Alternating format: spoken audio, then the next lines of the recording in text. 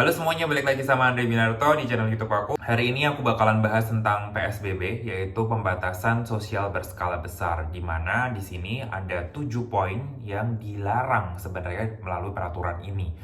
Dan buat pelanggarnya bisa kena denda 100 juta rupiah ataupun di penjara. Aku mau bahas tentang poin-poinnya satu persatu.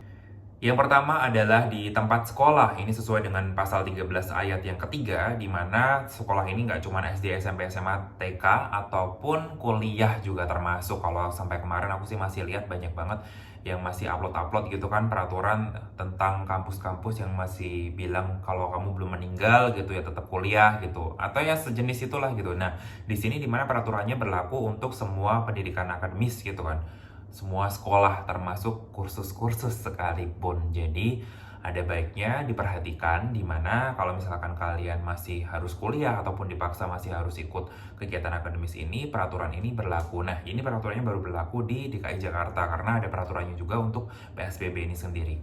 Aku hari ini bahasnya untuk DKI Jakarta ya. Yang kedua adalah pembatasan di tempat kerja yang masih sesuai dengan pasal 13 ayat yang ketiga. Tempat kerja ini sebenarnya ada 36 tempat kerja yang tidak terkena. Jadi maksudnya bukan tidak terkena sih, tapi mendapatkan ya pengecualian gitu. Nah, tempat kerja yang lain harus melakukan pengurangan karyawan ataupun pembatasan shift, pokoknya pengurangan jumlah orang yang berkumpul di dalam kantor ataupun juga mengubah skema kerja itu sendiri. Apabila tidak ada perubahan, maka bisa dikenakan pasal ini sendiri. Nah, kalau misalkan kalian ini businessman ataupun kalian karyawan, pasti akan berpikir, sampai kapan sih akan berlaku seperti ini? Aku keburu nggak punya uang. Nah, ini sebenarnya pemikiran yang juga harus dicermati lagi. Bahkan kalau misalkan kita terus ngeyel aku nggak tahu ya bahasa Indonesianya apa ya, tapi terus melawan peraturan ini terus, habis itu terus berkumpul terus, maka penyebarannya ini nggak akan selesai, malah akan semakin lama lagi gitu loh logika berpikirnya. Jadi buat kalian pun yang pengusaha, wah pengen cari uang gitu kan, tetap karyawan harus dipaksa masuk gitu. Tunggu sebentar, sebenarnya kalau terus dipaksakan seperti itu ya kapan akan berhentinya gitu. Coba direnungkan sesaat, habis gitu gimana caranya kita berkontribusi untuk negara gitu. Karena kalau misalkan nggak ada yang mau berkorban gitu, nggak ada yang mau taat dengan peraturan ini dan terus-terusan banyak yang melanggar, ya nggak akan selesai-selesai juga.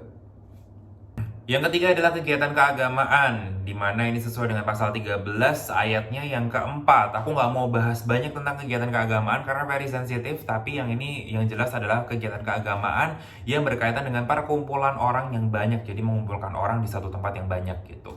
Terus habis itu yang keempat, sekarang adalah pembatasan di tempat umum. Ini sesuai dengan pasal 13 ayatnya yang ketujuh, di mana kalian dilarang juga berkumpul di tempat umum. Misalkan kayak di taman kota, ataupun jalan-jalan di tempat yang sepi. Aku sebenarnya sih ada gemes ya lihat orang-orang, apalagi beberapa dari mereka adalah influencer gitu kan, yang memang, hey guys, di sini tempatnya sepi banget. Terus habis itu kita di sini bisa foto-foto gitu ya, mumpung ini sepi, ini kalian bisa datang sini kok, soalnya ini tempatnya sepi gitu.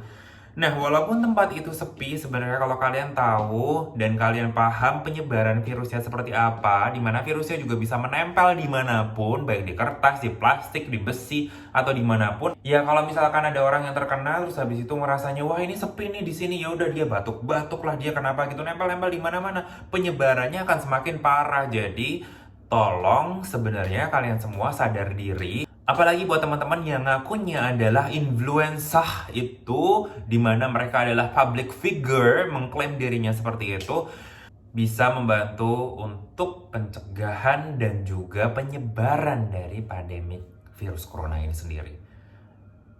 Think smart. Yang kelima adalah pembatasan kegiatan sosial budaya sesuai dengan pasal 13 ayat yang ke-9. Ini meliputi kegiatan politik, akademik, ataupun kegiatan budaya yang lainnya. Jadi walaupun ini sesuai dengan kebudayaannya, harus begini begitu, harus berkumpul gitu kan, itu juga mendapatkan sanksi dan terkena pasal ini apabila tetap dilanggar.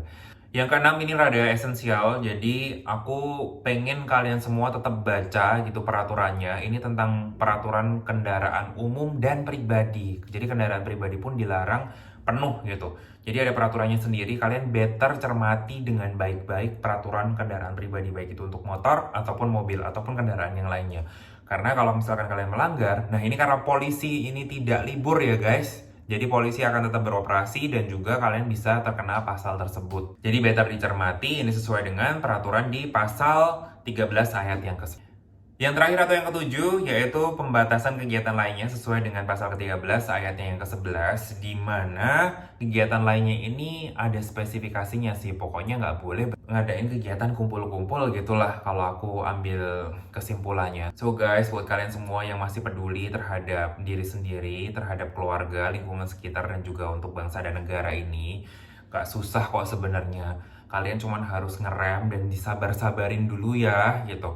Karena kalau misalkan dari diri kita sendiri itu udah maksa kayak ngeyel gitu kan, pokoknya pengen keluar, ini kan begini begitu, dan juga apa ya, tidak mau taat dengan peraturan yang sudah diberlakukan oleh pemerintah, kita sendiri tidak mensukseskan peraturan ini sebenarnya gitu. Karena peraturan ini dibuat untuk kita bersama. Tapi apabila tidak ditaati ya sama aja bohong. Jadi ini sebenarnya butuh kerjasama. Dan sebenarnya melalui video ini juga menurut aku untuk persebaran informasinya masih kurang banget untuk peraturan-peraturan ini. Jadi, kalau misalkan ada pihak-pihak yang bekerja di bagian communication-nya untuk PSBB ini, mungkin kalian bisa minta tolong ke influencer-influencer atau mungkin ke platform sosial media di mana bisa menyebarkan informasi ini dengan lebih cepat sehingga lebih banyak lagi orang yang bisa diselamatkan.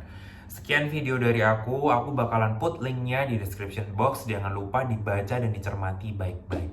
See you on the next video. Bye-bye.